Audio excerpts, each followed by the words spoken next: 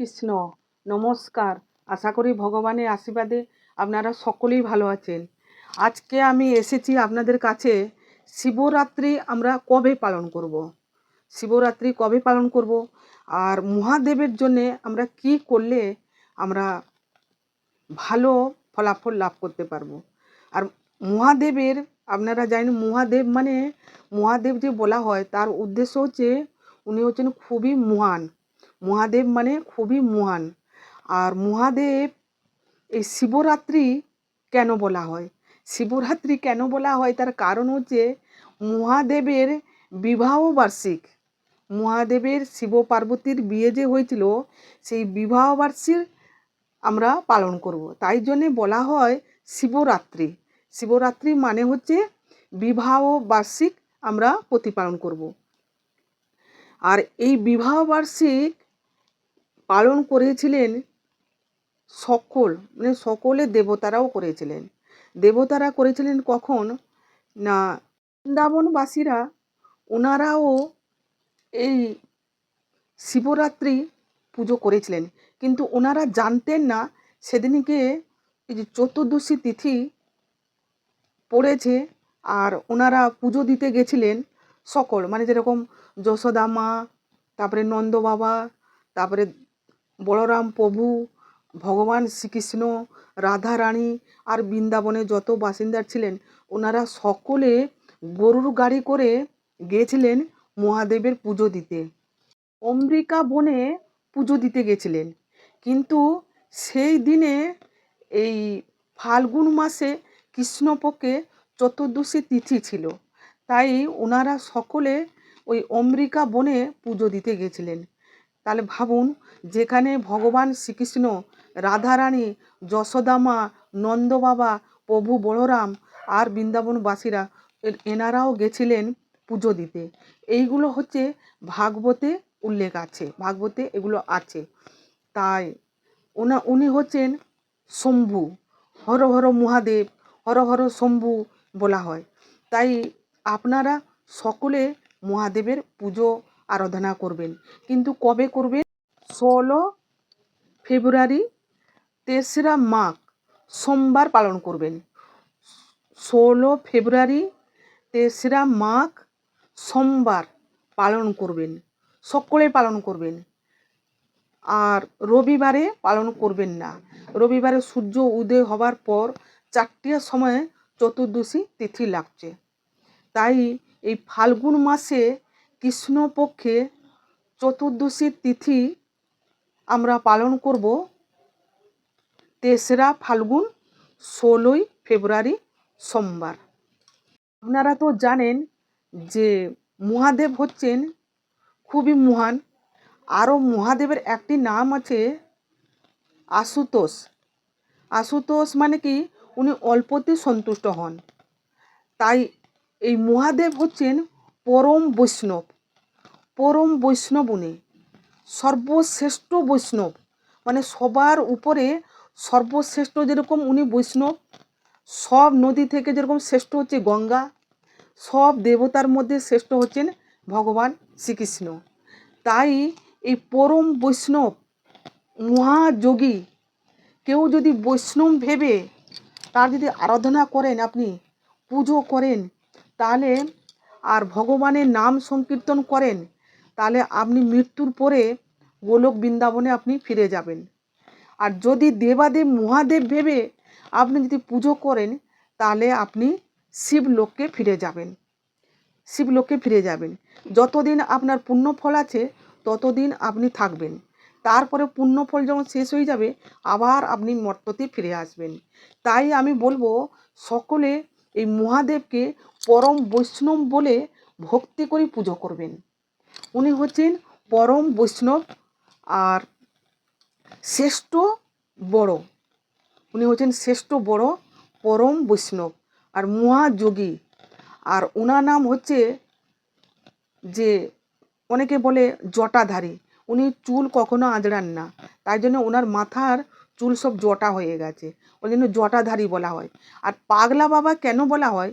সতী যখন দেহত্যাগ করেছিলেন অগ্নিকুণ্ডতে, আর তখন ওই মহাদেব সতীর মৃত্যুটা সহ্য করতে পারলেন না, তাই উনি পাগলের মতন হয়ে গেছিলেন, তাই ওনাকে বলা হয় পাগলা বাবা।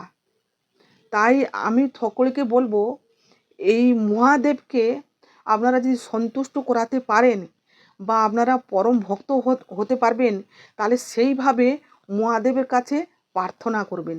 আর মহাদেবের কাছে প্রার্থনা করলে না, আমাদের যদি যদি অহংকার থাকে না, সেই অহংকার যেরকম পতন হয়ে যায়। মানুষের মনের মধ্যে অহংকারটা থাকাটা ঠিক নয়। তাই মহাদেবের কাছে প্রার্থনা করবেন, আমাদের যেরকম মিথ্যা অহংকার যেরকম বিনাশ হয়। আর এই মহাদেব কাছে প্রার্থনা করবেন যে পথে আমরা ভক্তি লাভ করতে পারি, ভগবানের হরিনাম লাভ করতে পারি, আর ভগবানের যেরকম সেবা করতে পারি, ভগবত গীতা যেরকম পড়ে নিজে যেরকম সেটা বুঝতে পারি, জানতে পারি, তার মাহাত্ম্যটা যেরকম আমরা বুঝতে পারি, সেই রকমই ভগবানের এই মহাযোগী কাছে, পরম বৈষ্ণব কাছে প্রার্থনা এটা অতি অবশ্যই করবেন। তাই জন্যে এর একটা শ্লোক আছে, হে ক্ষেত্রপাল তুমি বড় দয়াময়, কৃষ্ণ ভক্তি দিও মোরে, হই যেন সদায়। হে ক্ষেত্রপাল তুমি বড় দয়াময়, কৃষ্ণ ভক্তি দিও মোরে, হই যেন সদায়। তাহলে কি ভক্তি আমরা চাইব পরম বৈষ্ণবের কাছে?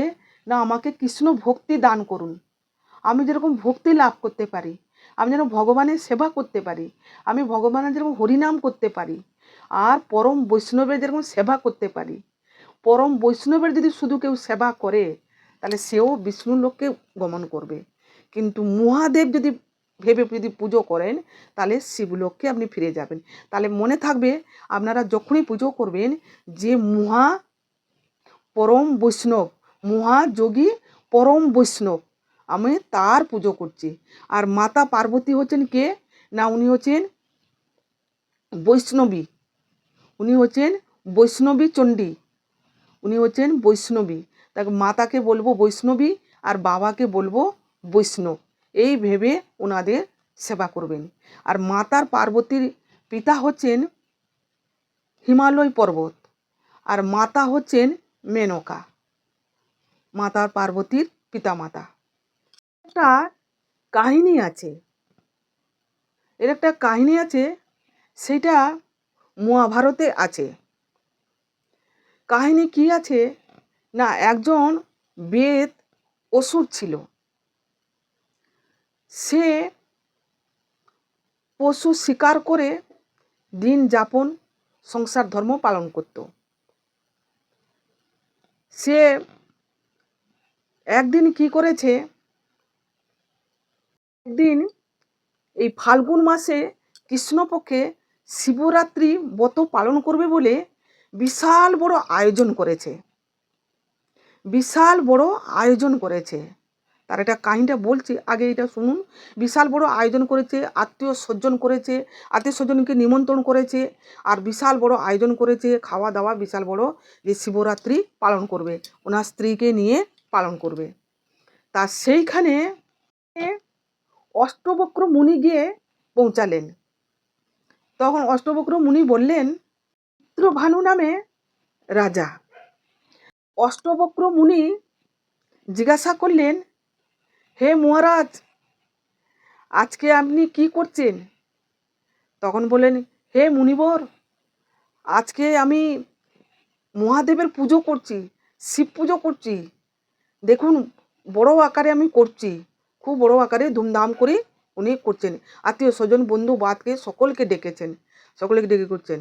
তখন বলছেন, ওই মুনিবরকে বলছেন মহারাজ, যে হে মুনিবর, আমার পূর্বজন্মের কথা আমার মনে আছে। তখন মুনিবর শুনে খুব খুশি হলেন, বলে আমি স্ত্রীকেও বলেছিলুম, আমার স্ত্রীকেও আমি বলেছিলুম। তখন ওই পূর্বজন্মের কথা মহারাজ বলছেন। চিত্রভানু রাজা তখন বলতে শুরু করলেন, যে হে মুনিবর, আমি পূর্বজন্মে একজন বেদ ছিলাম, আমি চণ্ডাল ছিলাম, আমি পশু হত্যা করে জীবনযাপন কাটাতাম। তা একদিন কি হয়েছে আমি জঙ্গলে শিকার করতে গেছি, আর শিকার করতে গিয়ে শিকার আর সে পায়নি। তারপরে শত লাস্টে একটা হরিণ শিকার করেছিল। তা হরিণ একটা পেয়েছে বলে কি তার মনের খুব দুঃখ কষ্ট ছিল। তারপরে আমি যখন বাড়ি ফিরতে যাই তখন খুব সন্ধ্যা হয়ে যায়। তার সন্ধ্যা হয়ে যায়, আমি আর বাড়ি ফিরতে পারিনি, বলছেন যে আমি আর বাড়ি ফিরতে পারিনি, সন্ধ্যা হয়ে যায়। তারপরে আমি হরিণটাকে গাছে রেখে দিয়েছি, পাছে সন্ধ্যা হয়ে গেছে, পশুরা যদি এসে আমাকে শিকার করে, তাহলে ভাবুন, যে চোর চুরি করে তারও মনের মধ্যে ভয় থাকে, পাছে আমি ধরা পড়ে যাই। সেরকম রাজা নয়, ওই বেত, তারও ভয় ছিল যে আমি তো পশু শিকার করি, কিন্তু আজকে তো অন্ধকার হয়ে গেছে, রাত্রি হয়ে গেছে, আমাকে যদি পশুরা শিকার করে নেয়। তার জন্যে আমি কি করেছি না, হরিণটাকে গাছে রেখে দিয়ে আমি একটা গাছের উপরে উঠে বসি। আর সেই সময় রাত্রিবেলা তো আমি বুঝতে পারিনি যে কোন গাছে উঠে আমি বসে আছি, বুঝতে পারিনি। আর আমি খুব ঝড় বৃষ্টি শুরু হয়, গাছ দুলতে থাকে। তা তখন আমি কি করেছি, ওই গাছেতে বসে আর একটা একটা পাতা ছিঁড়ে ছিঁড়ে ফেলেছি। তার তলায় পুরনো এক শিবলিঙ্গ ছিল, কিন্তু বেদ কিন্তু জানতো না তার তলায় শিবলিঙ্গ ছিল। আর সেদিনকে চতুর্দশী তিথি ছিল, সেটাও বেদ জানতো না, অজান্তে তার ঘটনাটা ঘটেছে। সেই ঘটনাগুলো বলছে। তা সেই পাতার সঙ্গে বৃষ্টির জল সেই মহাদেবের লিঙ্গর উপরে গিয়ে পড়ে। তখন মহাদেব মনে মনে বলছেন, কে আমার পরম ভক্ত আজকে আমাকে বেলপত্র আর জল অর্পণ করলো। তাই ভগবান তাকে অশেষ কৃপা করলেন। তাই সে যখন ঝড় বৃষ্টি কেটে যায়, তার পরের দিনও সে বাড়ি ফিরে আসে। কিছুদিনের পর তার মৃত্যু হয়। তারপরে সে শিবলোকে ফিরে যায়। যখন শাস্ত্রতে উল্লেখ আছে, যখন তার পুণ্যফল শেষ হয়, তখন সে আবার মর্তলোকে আবার ফিরে আসে।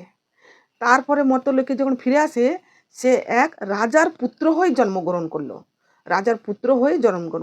তাই জন্য সে রাজপুত্র, সেও রাজা হয়ে গেল। তার জন্যে সে এর জন্মে সে শিবের পুজো বিশাল বড় আরম্ভ করেছে, খুব সুন্দরভাবে সাজিয়েছে আর পুজো করেছে। তা ওই ঋষিকে বললেন, ঋষি খুব খুশি হলেন, ওনার স্ত্রীকেও বলেছিলেন, ঋষিকেও বলেছিলেন। তার জন্যে মহাদেবের একটি নাম আছে, পশুপতায় নমঃ। যখনই আমরা মহাদেবকে অভিষেক করাই, হৃদং স্নানিয়ং দুধং নমঃ পশুপতায় নমঃ। আবার অনেকে কি বলে যে ওং হৃদং স্নানিয়ং দুধং ওং নমঃ পশুপতায় নমঃ। এই জন্যে মহাদেবের সেই থেকে ওনার পশুপতায় নামে হলো। তাই জন্যে বলছি যে এই মহাদেবকে যখন অভিষেক করাবেন, তখন কি করবেন, মহাদেবকে কাঁচা হলুদ মাখাতে পারেন, কাঁচা হলুদ দিয়ে মাখাতে পারেন। আবার মহাদেবকে ঘি দিয়ে অভিষেক করাবেন, মধু দিয়ে অভিষেক করাবেন। তারপরে মহাদেবকে আতর দেবেন, মহাদেব খুব আতর ভালোবাসেন, মহাদেবকে আতর দেবেন। আর আবার এদিকে আবার কি করবেন, পঞ্চামৃত করে দিতে পারেন, যেরকম ঘি, মধু, দই, কাঁচা দুধ, আবার গঙ্গা জল, আর এইগুলো দিয়ে আবার মিশ্রি দিয়ে এইটা করতে পারেন। আবার গোমূত্র, দই, ঘি, মধু, এই রকম সব রকমের দিয়ে আপনারা পঞ্চামৃত দিয়ে করবেন, আর নাহলে পঞ্চগর্ভ দিয়ে করবেন। পঞ্চগর্ভ দিয়ে করতে গেলে মিশ্রি দেবেন, তাতে গোমূত্র পড়ছে না, আর যেটাতে গোমূত্র গোচূর্ণ পড়ছে তাতে মিশ্রি দেওয়া লাগবে না। তাহলে আপনারা এই 5 রকমের পদ্ধতি দিয়ে মহাদেবকে অভিষেক করাবেন। আর তা পুজো করা আগের দিনে মহাদেবের যদি ত্রিশূল আছে বা ডমরু আছে বা বিগ্রহ যদি আছে, ভালো করে গঙ্গা জল দিয়ে রুমাল দিয়ে মুছে পরিষ্কার করে দেবেন। মুছে পুছে পরিষ্কার করে দিয়ে তারপরে মহাদেবকে যদি পারেন বস্ত্র দেবেন।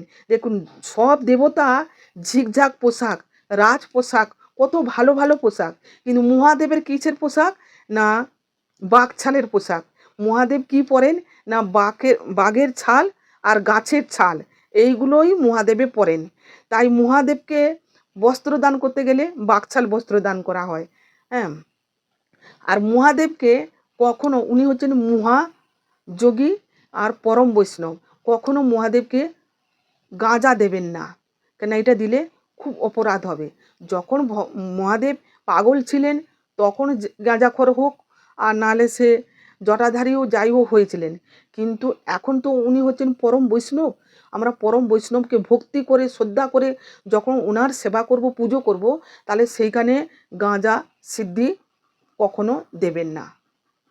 আর ভুল করে কখনো মহাদেবকে কুমকুম সিঁদুর অর্পণ করবেন না। আর ভুল করে ভাঙা চাল, সে সেদ্ধ চাল হোক বা আতপ চাল হোক, কখনো ভাঙা চাল মহাদেবকে অর্পণ করবেন না, তাহলে কপালটা আপনার ভেঙে যাবে। তাই আর মহাদেবকে দূর্বা অর্পণ করবেন না, এইগুলো মাথায় রাখবেন। মহাদেবকে ঘিয়ের প্রদীপ অর্পণ করবেন। তারপরে মহাদেব ধুনো পছন্দ করেন, মহাদেবকে ধুনো দেবেন।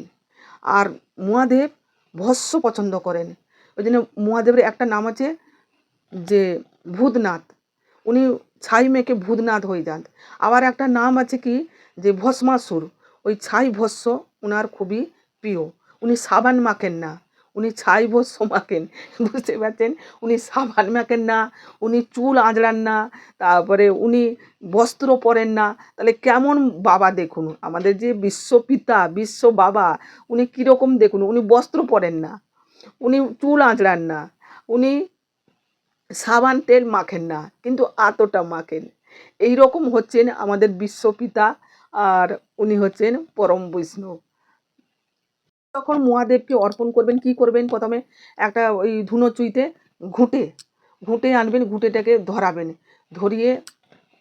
ধরিয়ে সেটা আগুনটা যখন নিভে যাবে, আগে ধরিয়ে গেল, তারপরে আগুনটা নিভে গেলে সেই ছাইটাকে আপনারা একটা পাত্রতে করে মহাদেবকে অর্পণ করতে পারেন।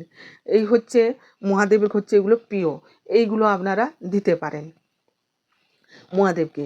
আর মহাদেবকে পৈতে দেবেন, মহাদেবকে পৈতে অর্পণ করবেন। আর এরপরে বলবো মহাদেবকে কি ফুল অর্পণ করবেন, ফুল কি অর্পণ করবেন। আর আরেকটা জানবেন, এই ঘরে বা বাইরে বা যেখানে এই মহাদেবের লিঙ্গ যেখানে যেখানে থাকবে, সেই দিনে মহাদেব অবস্থান করেন। যেখানে যেখানে যেখানে লিঙ্গ থাকে সেখানে সেখানে মহাদেব সেদিনকে অবস্থান করেন। তাই আপনি ঘরেও করতে পারেন বা বাইরেও করতে পারেন, যেখানে খুশি করতে পারেন। আর এই মহাদেবের যে বিয়ে হয়েছিল, সমস্ত দেবতারা বাসর জেগেছিলেন, তাই ওনারা আলোকিত করেছিলেন। তাই ভক্তরা কি করেন, ওই শিবরাত্রি পালন করতে গেলে ওই ঘিয়ের প্রদীপ বা তেলের প্রদীপ জ্বালিয়ে সারা রাত জেগে থাকতে হয়, রাত্রি জাগরণ করতে হয়। তাই জন্য এটাকে বলা হয় শিবরাত্রি। আর মহাদেবের হচ্ছে 3 প্রহরে একবার পুজো, আর মহাদেবের 4 প্রহর পুজো করতে হয়। 3 প্রহর হচ্ছে 1 প্রহর, তাহলে 4 বার পুজো করতে হয়। যেরকম সকালে একবার, তারপরে আপনার হচ্ছে বিকালে একবার, আবার সন্ধ্যার সময়, আবার রাত্রে। এই জন্য এরকম প্রহরে প্রহরে 4 বার পুজো করতে হয়। তাই জন্য মহাদেবের পুজো হচ্ছে 4 প্রহর পুজো করতে হয়, 3 প্রহর হচ্ছে 1 প্রহর, এইভাবে পুজো করতে হয়। তা আপনারা যারা পারবেন, ধরো বাইরে কাজে যাবেন, অসুবিধা, তাহলে আপনারা সকালবেলা মহাদেবের অভিষেক করিয়ে নেবেন। আর যদি পারলেন, ধরো সকালবেলা করেছেন, আবার সন্ধ্যার সময় স্নান প্লান করে নিয়ে আবার অভিষেক করাবেন, আবার পুজো পাঠ করবেন, আবার প্রার্থনা করবেন।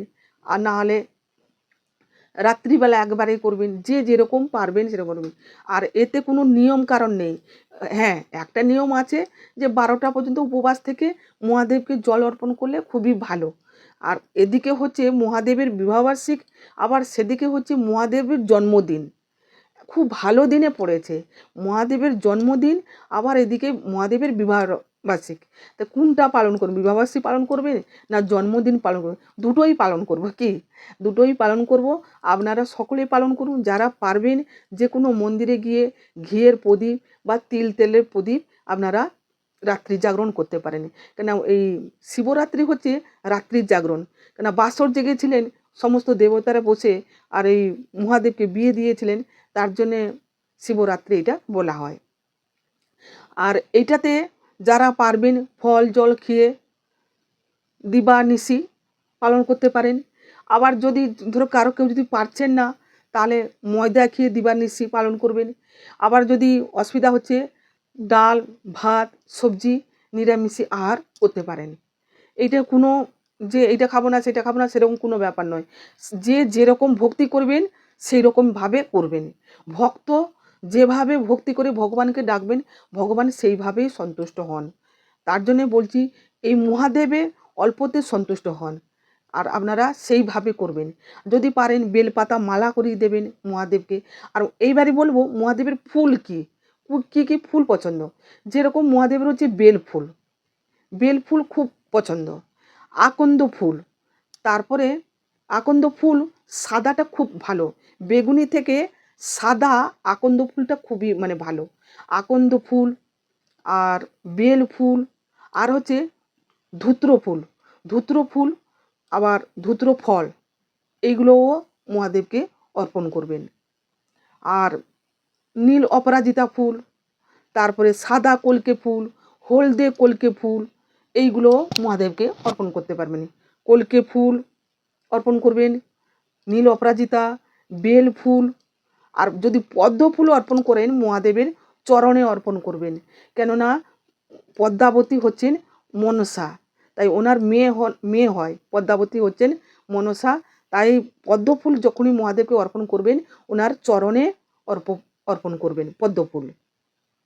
কে তরমুজ আর চিনির মিষ্টি, যেরকম নকুনদানা একটা চিনির মিষ্টি পাওয়া যায় গোল গোল দেখবেন, চিনির মিষ্টি, চিনির মিষ্টি মহাদেবকে অর্পণ করবেন। আর আর একটা কথা বলছি কি, মহাদেবকে তরমুজ, তারপরে কুল, নারকোল কুল, এইগুলো অর্পণ করবেন। আর মহাদেব হচ্ছে শ্রীফল, শ্রীফল বেলকেও বলা হয় আবার নারকোলকেও বলা হয়। তাহলে আপনারা বেলও অর্পণ করতে পারেন মহাদেবকে, এইসব অর্পণ করবেন। আর একটা আমি বলবো, 5 রকমের পাতা যদি অর্পণ করেন মহাদেবকে, তাহলে আপনাদের 5টা গ্রহ থেকে আপনি মহাদেবের কৃপায় লাভ করতে পারবেন। 5টা পাতা কি দেবেন না, অশ্বত্থ পাতা, আর বট পাতা, আর স্বামী বৃক্ষ গাছের পাতা। স্বামী বৃক্ষ গাছের পাতা যদি একটা যদি অর্পণ করেন শিবলিঙ্গে, 1000টা বেলপাতা দিলে যে পুণ্যফল, একটা স্বামী বৃক্ষ পাতা যদি অর্পণ করেন তার একই পুণ্যফল লাভ করতে পারবেন। পাতা, অশোক পাতা, আর অশ্বত্থ পাতা, বট পাতা, স্বামী বৃক্ষ গাছের পাতা, আম পাতা, এই 5টি পাতা আপনারা অর্পণ করতে পারেন। আবার স্বামী বৃক্ষ পাতা যদি সংগ্রহ করতে না পারেন, তাহলে কি করবেন, ডালিম গাছের পাতা, ডালিম গাছের পাতা, অশ্বত্থ পাতা, বট পাতা, আম পাতা, আর অশোক পাতা, এইরকম 5টি পাতা মহাদেবের লিঙ্গর উপরেও অর্পণ করবেন। এতে গ্রহ শান্তি হবে আর মহাদেবের কৃপা লাভ করতে পারবেন। আর সদাই আমি সকলকে বলবো মহাদেবের কাছে প্রার্থনা করবেন যেরকম আমরা ভক্তি লাভ করতে পারি, ভগবানের কৃষ্ণ ভক্তি যেরকম লাভ করতে পারি। এই আমি সেই জন্য আপনাদেরকে বলছি যে ওনার নাম হচ্ছে ক্ষেত্রপাল। তাই ক্ষেত্রপাল আছেন, মহাদেবে আছেন। আর এদিকে আশুতোষ বলা হয় মহাদেবকে, উনি অল্পতে সন্তুষ্ট হন। যে যেমন পারবেন সেইভাবে করবেন, যে যেমন পারবেন সেইভাবে উপবাস করবেন। আর যদি সম্ভব হয় রাত্রি জাগরণ করতে পারলে আরও ভালো, কিন্তু ওই 16ই ফেব্রুয়ারি আপনারা পালন করবেন, 15 ফেব্রুয়ারি পালন করবেন না। আর ভুল করে ওই পরম বৈষ্ণবকে সিঁদুর কুমকুম অর্পণ করবেন না। এটা আমি আগে বলেছি, আবার একবার বলছি, ভুল করে এই কাজগুলো মহাদেবকে অর্পণ করবেন না। আর যেগুলো যেগুলো আমি বললুম সেগুলো আপনারা যদি আপনাদের ভালো লাগে তাহলে সেইভাবে আপনারা মহাদেবের পুজো সেবা আপনারা করবেন, যেখানে খুশি করবেন। আর বিশেষ করে ঘরে কখনো সাদা লিঙ্গ রাখবেন না। এটা দোকান ব্যবসা জায়গাতে খুব ভালো সাদা লিঙ্গ, কিন্তু ঘরে কখনো সাদা লিঙ্গ রাখবেন না। লিঙ্গতে যখন অর্পণ করবেন, দুধ বলো বেলপাতা বলো, বেলপাতাটা ধুয়ে নেবেন, বেলপাতার মালা করেও দিতে পারেন। এবার বেলপাতাটা ধুয়ে নিয়ে সুন্দরভাবে দেবেন। আর বেলপাতাতে আবার চন্দন লাগিয়ে দিতে পারেন, আবার বেলপাতাতে কেউ নাম লিখেও দিতে পারেন, মহাদেবের নাম লিখেও দিতে পারেন। এইভাবে আপনারা করুন। আর আরও একটা কথা বলবো, সেটা আমি পরের ভিডিওতে এই মহাদেবের জন্যে, শিবরাত্রির জন্যে কী টোটকা করলে আপনাদের ভালো হবে, মানে অনেক কিছু টোটকা আমি আপনাদেরকে বলবো, 5-6টা মতন টোটকা আমি আপনাদেরকে বলবো। তো পরের ভিডিওতে, আজকে আমি বলছি না, ততক্ষণ আপনারা অপেক্ষা করুন। আর এইখানে আমি শেষ করছি, পরের ভিডিওতে আবার দেখা হবে। আপনারা কারোর যদি কোনো প্রশ্ন থাকে, হর হর মহাদেব বলে আপনারা কমেন্ট করবেন। ভিডিও যদি ভালো লাগে, বন্ধু বান্ধব আত্মীয় স্বজনকে আপনারা শেয়ার করবেন। আর এইখানে শেষ করছি, পরের ভিডিওতে দেখা হবে। নমস্কার, হরে কৃষ্ণ।